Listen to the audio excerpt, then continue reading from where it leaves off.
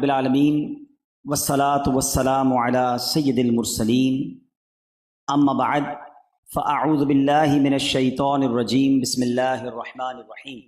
پڑھیے الصلاة والسلام علیک یا رسول اللہ وعلی آلک واصحابک یا حبیب اللہ. الصلاة والسلام علیک یا نبی اللہ وعلی آلک واصحابک یا نور اللہ. درود پاک پڑھنے کے بے شمار فضائل و برکات ہیں. ایک بڑا ہی پیارا واقعہ جو احادیث کی کتابوں میں ملتا ہے اس کا خلاصہ بیان کرتا ہوں. سرور کائنات علیہ الصلوۃ والسلام ایک جگہ کہیں تشریف لے جا رہے تھے کہ آپ کے سامنے ایک شکاری آیا اور اس نے ایک ہرنی کو پکڑا ہوا تھا. گویا اس نے ہرنی کا شکار کیا ہوا تھا. اس ہرنی نے جب نبی پاک علیہ الصلوۃ والسلام کا دیدار کیا تو وہ ہرنی انسانی زبان میں آقا سے گفتگو کرنے لگ گئی. میرے آقا کی بھی کیا شان ہے، جانور بھی نبی پاک سے گفتگو کیا کرتے. اور اللہ کے حبیب کی قوت سماعت اور علم کا عالم دیکھیں کہ جانوروں کی بولیاں بھی سمجھا کرتے تھے. ہرنی کہتی حضور میرے چھوٹے چھوٹے بچے ہیں، مجھے تھوڑی دیر کی اجازت دلوا دیں، میں بچوں کو دودھ پلا کر واپس آ جاؤں. آپ ذرا سوچیں، ماں ہوتی ہے، چاہے وہ جانور کی ماں ہو. اس نے یہ نہیں کہا حضور مجھے چھڑوا دیں، مجھے رہا کروا دیں، بس مجھے اتنی رعایت دیں کہ میرے بھوکے بچوں کو میں دودھ پلا کر آ جاؤں. اب ایسا تو کبھی ہوتا نہیں ہے کہ کسی جانور کو کوئی پکڑ کے آ جائے، چھوڑ دے وہ پھر واپس آ جائے. پیارے آقا علیہ الصلوۃ والسلام نے فرمایا کہ اگر تم واپس نہ آئی تو کیا گارنٹی ہے؟ واپس نہ آئی تو وہ ہرنی کیا کہتی ہے، بڑا میسج ہے اس میں. وہ ہرنی کہتی ہے حضور اگر میں واپس نہ آؤں تو مجھ پر اللہ تعالیٰ کی ایسی لعنت ہو جیسی اس شخص پر لعنت ہوتی ہے جس کے سامنے آپ کا ذکر ہو اور وہ آپ پر درود نہ پڑھے. اب ذرا سوچیں. اور حضور اگر میں واپس نہ آؤں تو مجھ پر ایسی لعنت ہو جیسی اس شخص پر ہوتی ہے جو نماز تو پڑھے مگر دعا نہ مانگے. یہ بات سمجھنے والی ہے. اچھا اب نبی پاک علیہ الصلوۃ والسلام نے اس شکاری سے فرمایا ہرنی کو چھوڑ دو، یہ تھوڑی دیر میں آ جائے گی. کہ حضور کیا گارنٹی ہے کہ یہ واپس آئے گی؟ فرمایا میں ضمانت دیتا ہوں. وہ پہلے ہی دیکھ رہا تھا کہ یہ کیسی عظیم ہستی ہے، ان کو دیکھ کر ہرنی باتیں کرنے لگ گئی ہے، یہ گارنٹی دے رہے ہیں تو واپس آنا ہے. اس نے اس شکاری نے ہرنی کو چھوڑ دیا. کبھی ہسٹری میں ایسا ہوا نہیں ہے کہ کوئی شکاری کسی پرندے کو، کسی جانور کو گرفتار کر لے، چھوڑ دے اور تھوڑی دیر کے بعد وہ جانور آ کر خود سرنڈر کر دے. مگر زمانے نے یہ منظر دیکھا کہ ہرنی دوڑتے ہوئے نظروں سے اوجھل ہو گئی. آقا بھی وہیں کھڑے ہیں، شکاری بھی وہیں کھڑا ہے. تھوڑی دیر ہوئی تو ہرنی دودھ پلا کر واپس آنے لگی ہے. واپس آ کر اس نے اپنے آپ کو سرنڈر کیا، شکاری نے پھر پکڑ لیا. اب یہاں یہ واقعہ تو کمپلیٹ ہوتا ہے، مگر اس واقعے کا اگلا حصہ اور خوبصورت ہے کہ اب جب یہ معاملہ ہوا تو جبریل امین نبی پاک کی بارگاہ میں حاضر ہوتے ہیں، اللہ کا سلام پیش کرتے ہیں اور عرض کرتے ہیں کہ یا رسول اللہ، اللہ ارشاد فرماتا ہے مجھے اپنی عزت اور جلال کی قسم میں آپ کی امت پر اس سے بھی زیادہ مہربان ہوں جیسی یہ ہرنی اپنی اولاد سے محبت کرتی ہے. اور حضور آپ کی امت کو آپ کی طرف لوٹا دوں گا جس طرح یہ ہرنی آپ کی طرف لوٹ کر آئی ہے. میں اور کچھ بیان نہ کروں نا، صرف اسی حدیث پر بات کرتے رہیں تو بہت ہے. کتنی ساری باتیں یہ ایک واقعہ سکھا رہا ہے. سب سے پہلے سمجھو میرے آقا کی شان کیسی ہے. جو نبی ہرنی کی فریاد سن کر مدد فرمائے، امتی کی فریاد سن کر کیوں نہ سینے لگائے، کیوں نہ ہماری مشکلیں آسان فرمائے. ذرا سوچو، جانوروں کا بھی یہ ایمان اور عقیدہ ہے کہ سرور کائنات علیہ الصلوۃ والسلام اللہ کے سچے نبی ہیں اور ہماری پکار سنتے ہیں. اور دوسری بات، جن دو باتوں کی طرف اس ہرنی نے بات کہی کہ حضور مجھ پر ایسی لعنت ہو جیسی اس پر لعنت کہ جو آپ کا ذکر سنے اور درود نہ پڑے. یہاں بڑی اہم بات سمجھنے والی ہے. درود پاک کی فضیلتیں تو بہت بیان ہوتی رہتی ہیں اور ہوتی رہنی چاہیے، مگر اس کا یہ تصویر کا دوسرا رخ بھی پتہ ہونا چاہیے کہ جو لوگ بالکل درود نہیں پڑھتے، پیارے آقا علیہ الصلوۃ والسلام کا نام سنیں گے پھر بھی نہیں پڑھتے، اپنی کتابوں میں اپنی جگہوں پر بھی جہاں نبی پاک کا نام آتا ہے وہاں بھی شارٹ فارم ماد اللہ یوز کر رہے ہیں، سعود لکھ دیں گے. ارے تمہارے پاس پوری کتاب لکھنے کا جگہ ہے، درود پاک لکھنے کی باری آتی ہے تو شارٹ فارم پہ آ جاتے ہو. نہ کریں ایسا. اور یاد رکھیے حدیث پاک کا مضمون ہے جو درود پاک پڑھنا بھول گیا وہ جنت کا راستہ بھول گیا. درود کے بغیر زندگی نہیں ہے. حق ہے نبی پاک علیہ الصلوۃ والسلام کے حقوق لکھے امت پر، پیارے آقا کے حقوق علماء نے کتابوں میں لکھے، قاضی ایاز نے شفا شریف میں جو 8 حقوق تحریر فرمائے اس میں بھی ایک حق یہ لکھا کہ امتی پر نبی پاک کا حق ہے کہ وہ نبی پاک پر درود بھیجے۔ مگر یہاں کئی لوگ ایسے ہوتے ہیں کہ جن کے پورے پورے دن گزر جاتے ہیں مگر زبان پہ ایک بار بھی درود نہیں آتا۔ ایسا نہ کرو، درود تو ہماری لائف لائن ہے، درود تو ہمیں برکتیں اور رحمتیں عطا کرتا ہے، نبی پاک کے قرب کا طریقہ۔ تو آپ نے سنا کہ اللہ کی لعنت ہوتی ہے ایسے شخص پر۔ پھر دوسری بڑی اہم بات، اور وہ کیا کہا اس ہرنی نے، حضور اگر میں واپس نہ آؤں تو مجھ پر ایسی لعنت ہو جیسی اس پر لعنت ہوتی ہے جو نماز پڑھے اور دعا نہ کرے۔ اب یہاں بھی بڑا برا حال ہے، اول تو نماز ہی نہیں پڑھتے لوگ، پڑھتے ہیں تو اتنی جلدی ہوتی ہے، ادھر امام صاحب نے سلام پھیرا ادھر باہر جانے والوں کی لائن لگ جاتی ہے، حالانکہ یہ خاص وقت ہے دعاؤں کی قبولیت کا۔ اچھا اللہ کی شان قریبی ذرا سمجھو اس میں۔ ہاں دنیا میں مانگنے والا اچھا نہیں لگتا، آپ سے اور مجھے کوئی مانگے، ایک بار مانگے کہ یار چلو ٹھیک ہے جاننے والا ہے دے دو، دوسری بار مانگے بولے ابھی تو دیے تھے پھر آ گیا، چلو یار کیا کریں کرنا پڑے گا، وہ پہلے والی گرم جوشی نہیں بچتی، کچھ کم ہو جاتی ہے، چلو تیسری بار آ گیا، ارے اس کی تو مانگنے کی عادت ہو گئی ہے لگتا ہے، چوتھی بار موبائل ہی بینڈ کر دیتے ہیں، بلاک کر دو بھائی یہ تو مانگنے والا ہو گیا ہے۔ یہ ہے دنیا، یہ ہے دنیا والے، مانگو تو اچھا نہیں سمجھتے، کریم کی شان دیکھو، جو جتنا مانگتا ہے رب اسے اتنا قریب فرما لیتا ہے، اسے اتنا پسند فرماتا ہے، جو نہیں مانگتا اللہ اس سے ناراض ہوتا ہے۔ فرق دیکھو دنیا والوں میں اور میرے رب کی شان کریمی کا۔ اللہ قرآن میں فرماتا ہے ادعونی استجب لکم، مانگو میں تمہیں عطا کروں گا، مگر یہ بندہ ہے جو سب سے مانگتا ہے رب سے نہیں مانگتا، نماز پڑھ کے بھی دعا نہیں مانگتے۔ ارے دعا مانگو، دعا کو نارمل عبادت نہیں کہا گیا، الدعاء مخ العبادہ، دعا عبادت کا بھی مغز ہے، مگر ادھر نہ دعا کا ٹائم ہے نہ دعا کا سلیقہ ہے، مانگتے بھی ہیں تو چلو یار مانگ لیتے ہیں، پوری ہوگی نہیں ہوگی پتہ نہیں ہے، یہ بھی تو بڑا پرابلم ہے، تمہیں رب پر ہی بھروسہ نہیں ہے۔ علماء نے لکھا، سیدی اعلیٰ حضرت امام اہل سنت نے اپنے والد گرامی کی کتاب احسن الوعاء لآداب الدعاء پر جو حاشیہ لکھا اس پہ آپ نے تحریر فرمایا کہ جس کو یہ یقین نہیں ہے نا کہ اللہ قبول کرے گا کہ نہیں کرے گا، اس کی دعا قبول نہیں ہونی۔ قبول دعا ہونی اسی کی ہے جس نے یقین سے مانگنا، کہ جس سے مانگ رہا ہوں وہی تو دینے والا ہے، اس کے سوا کون ہے دینے والا؟ تو خدا را دعا میں کنجوسی نہ کرو، اتنی پرابلمز ہے تمہارے ساتھ پھر بھی نہیں مانگتے، حالانکہ سارے مسائل کا حل ہی دعا میں ہے۔ الدعاء صلاح المومن، آقا فرماتے دعا مومن کا ہتھیار ہے۔ خدا را اللہ سے دوستی کر لو، ٹرائی ٹو انڈرسٹینڈ دعا ہے کیا، پتہ ہے یہ اللہ سے گفتگو ہے، اللہ سے بات کرنا ہے۔ دنیا میں کوئی کہے یار مجھے وزیر اعظم سے بات کرنی ہے، پہلے تو لوگ مذاق اڑائیں گے، کدھر سے تجھے ٹائم ہی نہیں ملے گا بھائی، تو کدھر وزیر اعظم کدھر، اچھا چلو ٹائم مل جائے گا، بڑی مشکل سورس لگائی، اسلام آباد جانا پڑے گا فلاں تاریخ کو اتنے بجے اتنی منٹ کی ملاقات، بس اس کے بعد زیادہ نہیں، ٹھیک ہے۔ کتنی محنت کے بعد جا کر کسی بڑے آدمی سے دنیا میں ٹائم ملتا ہے، اور جو خالق کے کائنات ہے اس سے بات کرنے کے لیے کوئی اپوائنٹمنٹ کی ضرورت نہیں ہے اور کوئی ٹائم لمٹ بھی نہیں ہے، جتنی بات کرنی ہے اتنی کرو، جتنی بار کرنی ہے اتنی کرو۔ لوگ کسی بڑے آدمی سے مل کر آئے تو کہتے ہیں میں فلاں سے مل کر آیا ہوں، ارے تمہیں رب سے بات کرنے کا روز موقع ملتا ہے پھر تم پھر بھی نہیں کرتے ہو۔ سمجھو دعا کی اہمیت۔ مولا علی شیر خدا کس طرح سمجھاتے ہیں، فرماتے ہیں جب میرا جی چاہتا ہے میں اللہ سے بات کروں تو دعا کرنے لگ جاتا ہوں، جب جی چاہتا ہے رب مجھ سے بات کرے تو قرآن پڑھنے لگ جاتا ہوں۔ یہ قرآن اور یہ دعا یہ بڑا کمال کا کنیکشن ہے اللہ سے، ان دونوں سے دور ہو گئے ہیں، تو پلیز اپنی زندگی میں دعا کو شامل کریں۔ میرا یہ موضوع نہیں ہے، ورنہ جی تو چاہ رہا ہے میں دعا پہ ہی بات کرتا رہوں کہ اس کی، اور یہ کمال کی کتاب ہے، چلیں بات ہو ہی گئی ہے تو اس کتاب کو حاصل کریں۔ یہ فیضان اعلیٰ حضرت کا اس کتاب میں مکتبۃ المدینہ نے بڑی آسان اردو میں اس کو چھاپ دیا ہے، یعنی دعا کرنی کب کب ہے، اوقات کیا ہیں، آداب کیا ہیں، انداز کیا ہو، وہ کون سے کام ہیں جن سے دعائیں قبول نہیں ہوتی۔ ایک بڑا کام تو پتہ کیا ہے کہ حرام کمانے والے کی دعا قبول نہیں ہوتی۔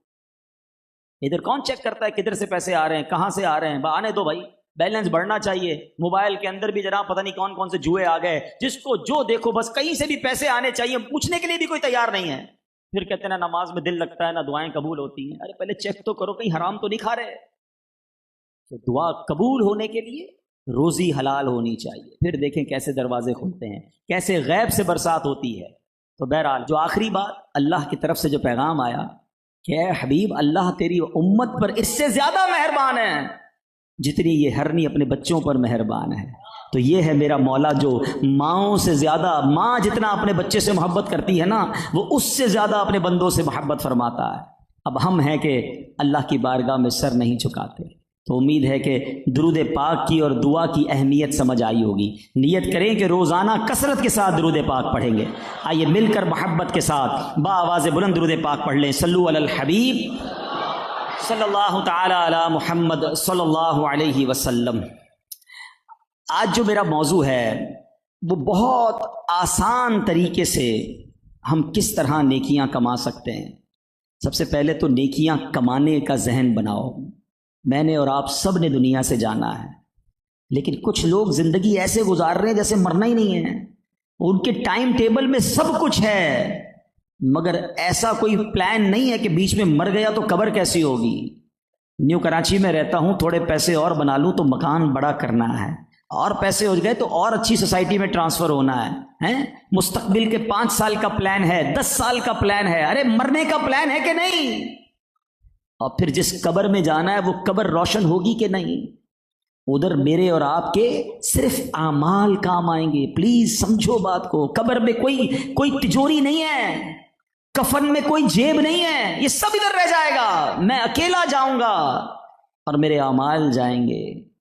آج میں اور آپ کسی شہر میں، ملک میں جانے کا پلان بنائیں، کوئی پنجاب جانے والا ہو، کوئی ناردرن ایریاز میں لوگ جا رہے ہیں، کوئی بیرون ملک جانا چاہتا ہے، کیا کرتے ہو آپ؟ یار موسم کیسا ہے آج کل، کپڑے کیسے لینے ہیں، بیگ کتنا بڑا ہوگا؟ 4 دن کا سفر ہے تو چھوٹا بیگ، 15 دن کا سفر ہے تو بڑا بیگ، سردیاں ہیں تو جیکٹ بھی ڈالتے ہیں۔ کتنے، کون سی کرنسی چلے گی، وہ پیسے بھی لیتے ہیں۔ 5 10 15 دن کے سفر کی تیاری کے لیے سب تیاری ہے۔ ایک ایسا سفر کرنا ہے مجھے اور آپ نے جو 5 10 15 دن کا نہیں ہے۔ اچھا، اس سفر میں تو دوست، فیملی، بہت سارے لوگ شامل ہو سکتے ہیں۔ ادھر کہیں ملک میں پہنچ گئے، پیسے ختم ہو گئے، فون کر کے منگوا سکتے ہیں، انٹرنیٹ کے ذریعے آپ کو چیزیں مل جائیں گی۔ میں جس سفر کی بات کر رہا ہوں، اکیلے جانا ہے، وہاں کچھ منگوا نہیں سکتے۔ جو کر گئے نا وہی ملنا ہے۔ یا تو کام ایسے کر جاؤ جو ادھر ملے، یا جو ساتھ لے جاؤ گے وہ ساتھ جائے گا، اکاؤنٹ کلوز ہو جائے گا۔ مگر اس سفر کی کون تیاری کر رہا ہے؟ کون اس کی فکر کر رہا ہے کہ یار ادھر کون سی کرنسی کام آئے گی، کون سے اعمال کام آئیں گے؟ میرے میٹھے اسلامی بھائیوں، پہلے کے زمانے میں پتہ کیا ہوتا تھا؟ لوگ کسی کے جنازے میں جاتے تھے تو آج ہم کسی کے جنازے میں جائیں تو ہمیں پتہ کرنا ہو کہ یار میت کا بیٹا کون ہے یا میت کا رشتہ دار کون ہے، تو ہم دیکھتے ہیں یار کون رو رہا ہے یا کس سے لوگ مل رہے ہیں۔ ہماری نشانی یہ ہوتی ہے کہ یار یہ لگتا ہے میت کا کوئی وارث ہے۔ پہلے کے زمانے میں میت کا وارث ڈھونڈنا بڑا مشکل ہوتا تھا۔ کیوں؟ سارے ہی رو رہے ہوتے تھے۔ کیوں رو رہے ہوتے تھے؟ میت سے پیار ہوتا تھا؟ نہیں، سب کو اپنی قبر یاد آتی تھی کہ یہ مر گیا، میری باری ہے۔ قبرستان جاتے تھے تو ہال آتا تھا، قبر دیکھتے تھے تو نیند اڑ جاتی تھی کہ اسی قبر میں مجھے اتارا جائے گا۔ اتنی گرمی کے دن چل رہے ہیں، لائٹ چلی جائے تو کیا حال ہوتا ہے؟ جنریٹر لگائے ہیں، UPS لگائے ہیں، AC لگائے ہیں لوگوں نے، کسی طریقے سے گرمی والی رات نہ گزرے۔ تم سے ایک رات بغیر پنکھے کے نہیں گزرتی۔ سوچو قیامت تک جس کی قبر میں آگ بھڑکا دی گئی وہ کیسے گزارے گا وہ راتیں؟ ارے جس کو یہاں گرمی لگتی ہے اس کو تو قبر کی گرمی کی زیادہ فکر ہونی چاہیے نا، کہ اللہ کرے قبر بھی باغ و بہار بن جائے، قبر بھی جنت کا باغ بن جائے۔ ادھر نرم بستر ہے تو قبر میں بھی جنتی بستر مل جائے، ادھر ایئر کنڈیشن لگایا ہوا ہے، قبر میں بھی جنت کی کھڑکی ہو جہاں سے ٹھنڈی ٹھنڈی جنت کی ہوائیں آئیں۔ اکیلے سفر کرنے میں تمہیں مزہ نہیں آتا، اس قبر میں جنت کی نعمتیں ہوں، اس کی تیاری نہیں کرو گے تو وہ اکیلا سفر کیسے کٹے گا؟ پلیز اس کے بارے میں سوچئے، پلان کیجئے۔ اور بزرگوں نے پتہ ہے کیا پلان کیا ہوا تھا؟ انہوں نے زندگی کی ایک ایک سانس کا حساب رکھا تھا کہ زیادہ نیکیاں کر لیں، زیادہ ثواب کما لیں۔ ہر کام کا ایک سیزن آتا ہے، جب سیزن آتا ہے نا بندہ کہتا ہے ابھی گھومنا پھرنا نہیں ہے بھائی، ابھی سیزن کا ٹائم ہے۔ جب تمہارا کسی بھی کام کا سیزن آتا ہے بندہ کہتا ہے یار یہ دن کام کرنے کے، آرام بعد میں۔ سچ بتاؤں، جب تک سانسیں جاری ہیں نا نیکیوں کا سیزن جاری ہے۔ کر لو جتنی کرنی ہے، مر گئے نا ایک بار سبحان اللہ کہنے کا موقع نہیں ملے گا، ایک بار 2 رکعت نفل پڑھنے کا موقع نہیں، ابھی چانس ہے، ابھی سمیٹ لو نیکیاں، مگر ابھی فضول کاموں میں پڑے ہوئے ہیں۔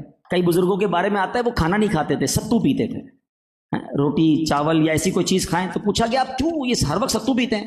فرمایا میں نے کیلکولیٹ کیا کہ روٹی کھاتا ہوں تو ٹائم زیادہ لگتا ہے، ستو پیتا ہوں تو تھوڑا ٹائم بچ جاتا ہے، 90 تسبیحات زیادہ پڑھ لیتا ہوں۔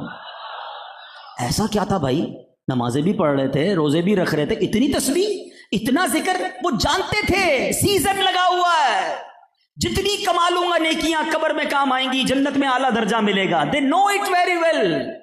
ہم کہتے ہیں پیسے کمانے کا سیزن ہے، سوچو فرق کتنا۔ ایک بزرگ کے بارے میں آتا ہے آپ اتنا اللہ کا ذکر کرتے تھے، جس جگہ سے نکلتے نا ان کی زبان ذکر اللہ سے تر رہتی تھی۔ ایک بار ایک سڑک سے گزرے، پھر واپس آئے، پھر گزرے، تو کسی نے کہا ابھی تو آپ گزر کر گئے تھے، پھر کیوں واپس آئے؟ فرمایا میں جب اس گلی سے گزرا تو ذکر اللہ کرنا رہ گیا تھا، میں چاہتا ہوں میں زندگی میں جدھر جدھر سے گزروں ہر جگہ کو ذکر اللہ کا گواہ کرتا چلا جاؤں۔ یہ مائنڈ سیٹ تھا۔ اب اسی بات سے اگر میں ایک بات سوچوں کہ ان کی تو یہ تمنا تھی کہ جدھر جدھر سے گزروں میرے نیکیوں کی وہ جگہ گواہ بنے، مگر ہم میں سے کئی لوگ ایسے ہوتے ہیں جو جدھر جدھر جاتے ہیں ادھر جا کر گناہ کرتے ہیں، ان تمام جگہوں کو اپنے گناہوں کا گواہ کر رہے ہیں۔ ایک تو بڑا وبال یہ میوزک آ گیا ہے، گاڑی کے اندر ٹیپ لگایا، گانے بج رہے ہیں، گھر سے آفس گئے سارے راستے کو گناہ کا گواہ کر لیا۔ یہ زمین گواہی دے گی، یاد رکھنا۔ اچھا موٹر سائیکل پر تو ٹیپ تھا نہیں، مگر گناہ کمانے کا شوق بہت ہے تو ہیڈ فون لگایا، موٹر سائیکل بھی چلا رہے ہیں اور گانے سن رہے ہیں۔ سوچو اللہ نہ کرے اسی حالت میں ایکسیڈنٹ ہو گیا تو یہ کیسی موت ہوگی، کبھی سوچا؟ اور یہ ساری زمین تمہارے گناہوں کی گواہ ہو رہی ہے۔ دنیا میں سفر کرتے ہیں لوگ، کیا کرتے ہیں؟ وہاں جا کے گناہ کرتے ہیں، بے عیاشیاں کرتے ہیں۔ اگر کبھی سفر کا موقع ملے نا، میں آپ کو ایک سمجھنے والی بات ہے، لالچ پتہ ہے کیا کیا کرو؟ یار ایک شہر آیا ہے، رک کر 2 رکعت نفل پڑھ لوں، یہاں بھی میرے سجدوں کی گواہی ہو جائے۔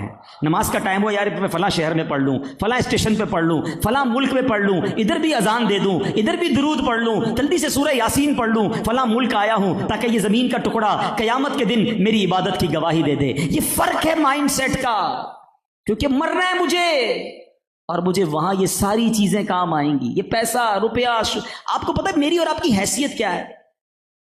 آج کل زندگی میں لوگ ایک بڑا جس کو کہنا کہ ٹارگٹ ہو گیا ہے، یار میرا نام ہونا چاہیے، شہرت ہونی چاہیے۔ شہرت ایسی خطرناک چیز ہو گئی ہے، اور اب تو ایسے کاموں میں لوگ شہرت ڈھونڈ رہے ہیں کہ سمجھ نہیں آ رہی۔ اب وہ رہی صحیح جو تباہی ہے وہ یہ سوشل میڈیا نے پوری کر دی ہے۔ ہر بندے کو اپنا پیج بنانا ہے، اپنا کوئی چینل بنانا ہے، اب رہا سا تو وہ کوئی ٹک ٹاک آ گیا ہے تو وہ بنانا ہے تاکہ کچھ لائک مل جائیں، کچھ مشہوری ہو جائے، کچھ فالوور بن جائیں۔ سوچو یہ سب کچھ کس لیے کر رہے ہو؟ نام بن جائے۔ اچھا پھر ادھر چین نہیں آتا تو کچھ سیاست میں جاتے ہیں، اچھا سیاست میں بھی کوئی پوچھتا نہیں ہے تو محلے میں کوئی نہ کوئی کمیٹی کے چیئرمین بننے کا شوق بن جاتا ہے۔ جس کو شوق ہے ان چیزوں کے، عہدوں کا، کہ یار میرے نام کے ساتھ کچھ تو لگے نا، کہ فلاں علاقے کا چیئرمین تو فلاں کمیٹی کا چیئرمین تو فلاں اس کا شعبہ عہدہ ہے۔ سوچو جس دن میں اور آپ مریں گے نا، میں کسی اور کی مثال نہیں دیتا، اپنی مثال دیتا ہوں سمجھانے کے لیے۔ میرا نام عبدالحبیب اتاری ہے، دنیا میں کچھ لوگ مجھے بھی جانتے ہیں، لیکن جس دن میرا انتقال ہوگا نا، میری سانس بند ہوگی، ایک بندہ بھی ایسا نہیں ہوگا جو یہ کہے کہ عبدالحبیب کہاں ہے۔ کیا کہیں گے؟ میت کہاں ہے؟ جنازہ کتنے بجے ہے؟ میت کو غسل کب دیا جائے گا؟ ارے میرا نام تھا بھائی، دنیا جانتی تھی، یہ نام کدھر گیا میرا؟ حضرت آنکھیں بند ہوئی، نام ختم ہو گیا۔ اے چیئرمین صاحب، ایم این اے صاحب، ایم پی اے صاحب، منسٹر صاحب، کونسلر صاحب، ریٹائر فلاں سب ختم۔ آپ کا نام اب میت ہو گیا ہے، اب آپ کا نام جنازہ ہو گیا ہے۔ یہ ہے میری اور آپ کی حیثیت، مگر ساری زندگی کوشش کر رہے ہیں کہ کسی طرح بس کچھ مشہوری، کچھ نام، کچھ عہدہ بن جائے۔ ارے ایسے کام کرو۔ آپ کو پتہ ہے دنیا میں جو مال کے پیچھے بھاگتے نا، ان کے مرنے کے بعد ان کی قبر پر قرآن پڑھانے کے لیے بھی پیسے دے کے ہی بلانا پڑتا ہے، اور جو اللہ کے دین کی خدمت کرتے ہوئے دنیا سے جاتے ہیں، دنیا بھر کے لوگ ان کے مزار پر حاضری سعادت سمجھتے ہیں۔ خود ہی قرآن پڑھنے والے آ جاتے ہیں، خود ہی درود پڑھنے، تاتا بنا ہوا ہوتا ہے زائرین کا۔ فرق دیکھو زندگی گزارنے کا۔ جو زندگی اللہ کی راہ میں گزارتا ہے، اللہ کو راضی کر کے گزارتا ہے، اللہ اس کی قبر کو بھی لوگوں کے لیے مرجع خلائق بنا دیتا ہے۔ اللہ کرے یہ بات سمجھ آ جائے کہ ہمیں زندگی کیسے گزارنی ہے۔ تو اللہ کا ذکر یہ ہمیں کرنا ہے، کرتے رہنا ہے۔ یہ ایسی نیکی ہے جو بہت تھوڑی ایفرٹ سے بہت بڑا ثواب میں اور آپ کما سکتے ہیں۔ سیدنا جنید بغدادی ہی کے وہ دور کا ایک واقعہ ہے۔ آپ کے پاس ایک چڑیا تھی، کسی نے تحفے میں دی تھی، آپ نے جو ہے وہ اس کو، پرندہ تھا وہ، تھوڑے عرصے بعد آپ نے اس پرندے کو رہا کر دیا، آزاد کر دیا۔ تو کسی نے کہا وہ پرندہ کہاں گیا؟ آپ نے فرمایا وہ پرندہ مجھ سے کہتا ہے جنید تم تو دوستوں کے ساتھ بڑے مزے کرتے ہو اور مجھے تم نے قید کیا ہوا ہے، میں تو نہیں مل سکتا اپنے دوستوں سے۔ آپ فرماتے مجھے رحم آیا، میں نے پرندے کو رہا کر دیا۔ وہ پرندہ پتہ کہتا کیا ہے؟ کہتا ہے جنید ایک بات بتاؤں کہ جب پرندہ اللہ کے ذکر سے غافل ہوتا ہے نا، تب وہ قید میں گرفتار کر دیا جاتا ہے۔ اے جنید میں ایک دن اللہ کے ذکر سے غافل ہوا تھا، مجھے قید کی سزا بھگتنی پڑی، ہائے ان